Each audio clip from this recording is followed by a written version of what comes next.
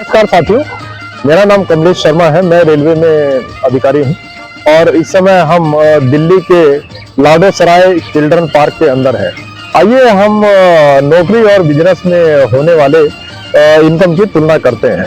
नौकरी वह है जहां पर आप किसी दूसरे के बिजनेस के अंदर एक कर्मचारी के रूप में नियुक्त होते हैं और बिजनेस का जो मालिक है वो आपको एक फिक्स रकम महीने के अंत में देता है आपके बिजनेस के अंदर दी गई सेवा के बदले में।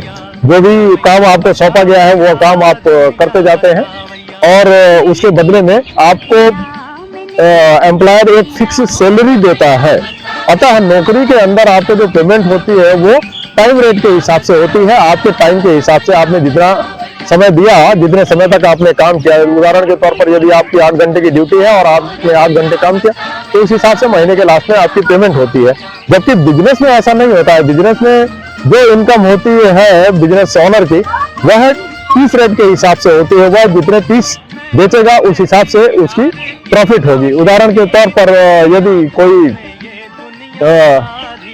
बर्गर का दुकान है तो जितने बर्गर बिकेंगे उस हिसाब से हर बर्गर के ऊपर उसकी प्रॉफिट होगी। कोई पराठे बनाने का किसी का बिजनेस है तो जितने पराठे वो बेचेगा पर पराठे के हिसाब से उसकी इनकम होगी। या कोई चाय कॉफी इत्यादि बनाता है, लस्सी बनाता है तो जितने 30 जितने गिलास लस्सियों के या चाय के या फिर कॉफी के बिकेंगे उसके हिसाब से उसकी प्रॉफिट होगी।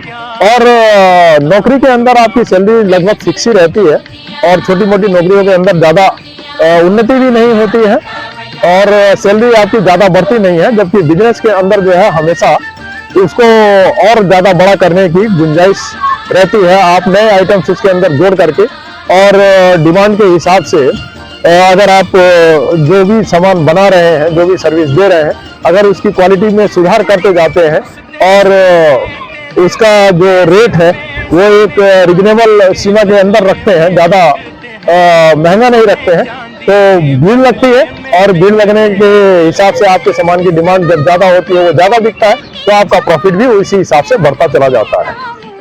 धन्यवाद।